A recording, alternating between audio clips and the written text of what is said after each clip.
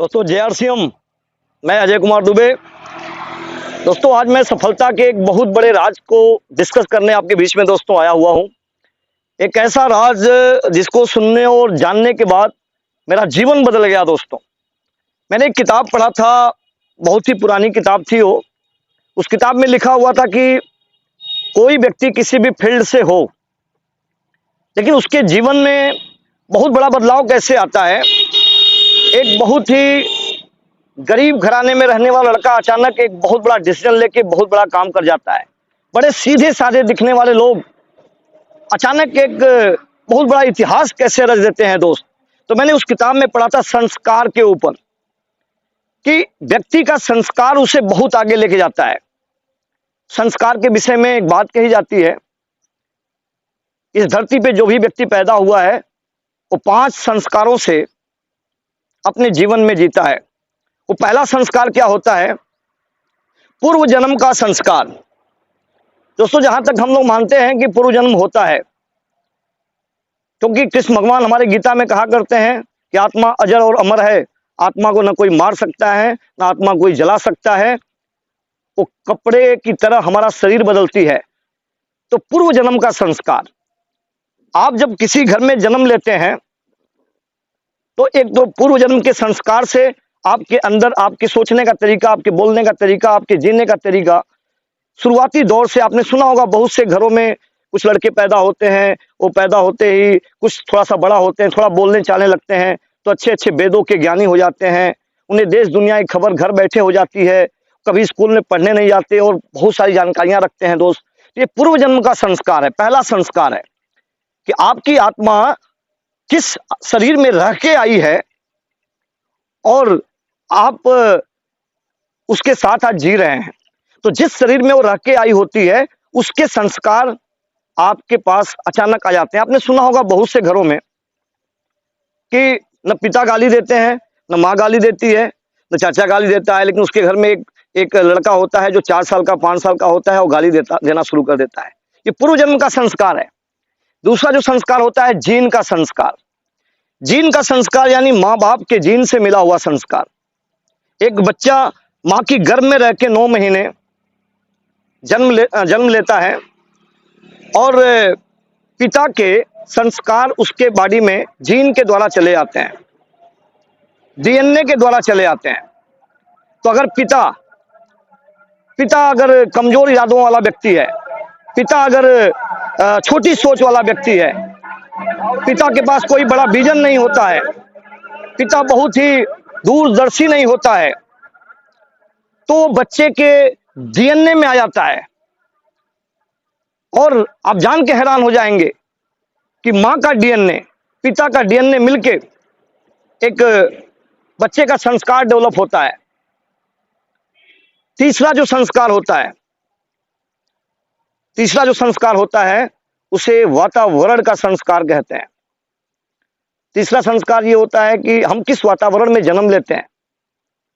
हम रांची पैदा होते हैं, कि हम हैदराबाद पैदा होते हैं, कि हम इंग्लैंड पैदा होते हैं, कि हम किसी राजनेता के घर पैदा होते हैं, कि हम किसी बिजनेसमैन के घर पैदा होते हैं, कि हम किसी दुकानदार के घर पैदा होते हैं। तो हम जिस वातावरण में रहते हैं, हमारे पिता का जो कारोबार होता है हम उसको देखते हुए बड़े होते हैं, तो हम उन चीज़ों को अपने आप सीख लेते हैं। उसके लिए हमें कहीं सीखने जाना नहीं पड़ता है। हमारे घर में अगर कोई पुलिस वाला होता है तो हम उसके संस्कार सीखने लगते हैं। तो ये जो संस्कार होता है ये वातावरण का संस्कार, तीसरा संस्कार बहुत ही पावरफुल संस्कार है। आप किस परिवार के बीच में रहते हैं, वहां की बोल भाषा क्या है। आप जान के हैरान हो जाएंगे कि हिंदी भाषी एरिया में जो लोग पैदा होते हैं वो हिंदी भाषी अपने आप सीख जाते हैं। जो इंग्लैंड में पैदा होते हैं वो वहां की भाषा अपने आप बोलने लगते हैं। इसके बाद जो संस्कार है उसका नाम है मित्रों का संस्कार। जब एक लड़का बड़ा होता है, कॉलेज जाता है, कैसे लोगों की संगत में रहता है, कैसे मित्रों की संगत में रहता है। अगर वो सीधे साधे मित्रों की संगत में रहता है तो उस तरह का बिहेवियर उसके पास आता है। अगर वो बहुत ही जोशीले दोस्तों की संगत में रहता है तो जोशीला हो जाता है। तो आपके बहुत ज्यादा इस पे डिपेंड करता है आपका चौथा संगत, आपके मित्र मंडली का संगत। एक कमजोर और बहुत कम बोलने वाला लड़का जब अच्छे बोलने वाले लड़कों की संगत में पढ़ना शुरू कर देता है तो बोलना सीख जाता है। बहुत सीधा साधा लड़का जो किसी से बात नहीं करता है, एक अच्छा टैलेंट उसके पास आ जाता है अपने मित्रों की संगत में आने से। और दोस्त, अगर ये चारों संस्कार आपके कमजोर हैं तो पांचवा संस्कार है विल पावर का संस्कार, दृढ़ इच्छा शक्ति का संस्कार।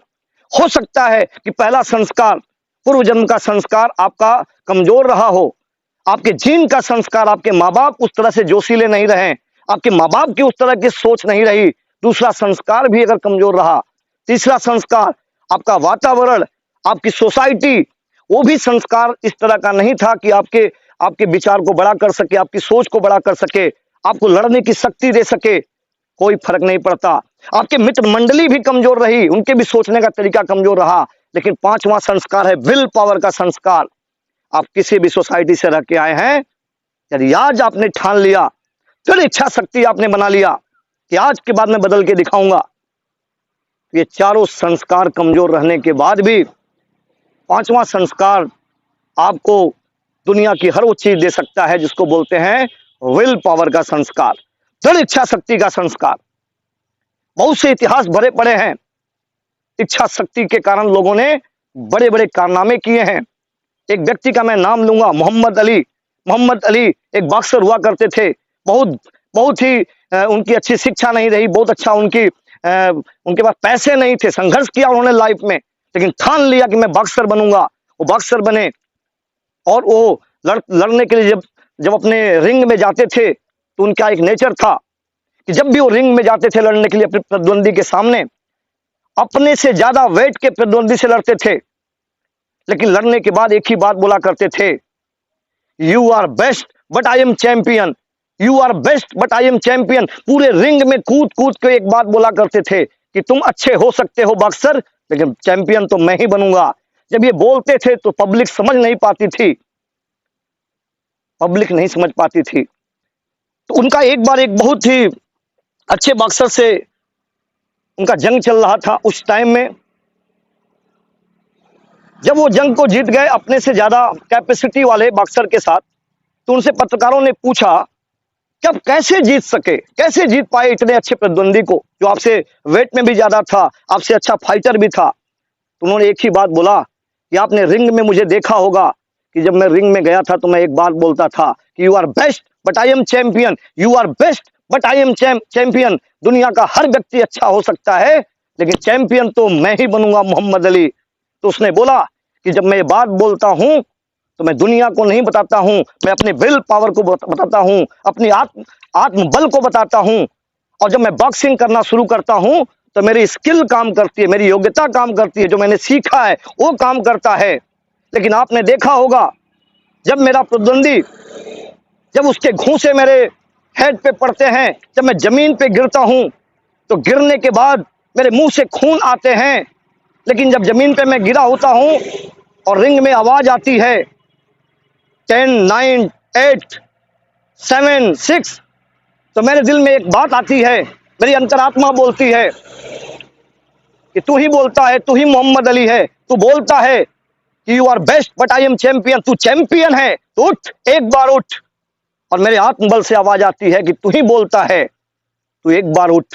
मैं फिर प्रयास करता हूं, मेरे शरीर में जान नहीं होता है, लेकिन अंतरात्मा बोलती है एक बार उठ, तू चैंपियन है।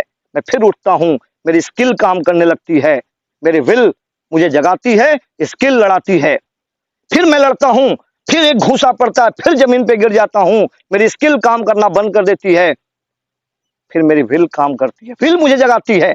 फिर वो विल बोलती है तू मोहम्मद अली है, तू बोलता है, तू बोलता है, बार बार बोलता है कि you are best but I am champion, तू अपने को चैंपियन बोलता है, तू एक बार और उठ, प्रयास कर, तू एक बार और उठ। और मैं फिर, मेरी आत्मबल मुझे जगाती है और कहती है तू लड़, तू जीतेगा।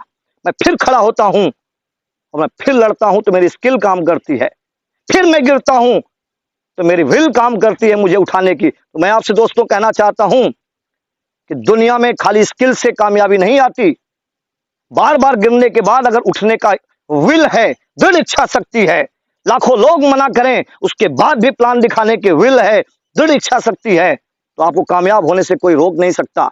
हजारों लोगों ने मुझे मना किया, सभी लोगों ने कहा तू कामयाब नहीं हो सकता, तू आरसीएम में बड़ा पेन नहीं ले सकता, तू 1 लाख रुपया नहीं कमा सकता, तू गाड़ी नहीं खरीद सकता, लेकिन मेरे अंदर से आवाज आती थी अजय दुबे करके दिखाएगा। तो आप लोगों से मैं कहना चाहता हूं कि अगर आपके पूर्व जन्म का संस्कार भी कमजोर है, आपके DNA का संस्कार भी कमजोर है, आपको अच्छा माहौल नहीं मिला अच्छे लोगों का, परेशान मत होइए। आपको अच्छे मित्रों का माहौल नहीं मिला, परेशान मत होइए। लेकिन आज से ठान लीजिए कि आज से हम अच्छे लोगों की संगत करेंगे और अपने विल पावर को जगाएंगे। आप पूरी दुनिया जीत सकते हैं। मेरी शुभकामनाएं आपके साथ हैं। अजय कुमार दुबे आपके साथ हमेशा बना रहेगा। इसी के साथ जय आरसीएम।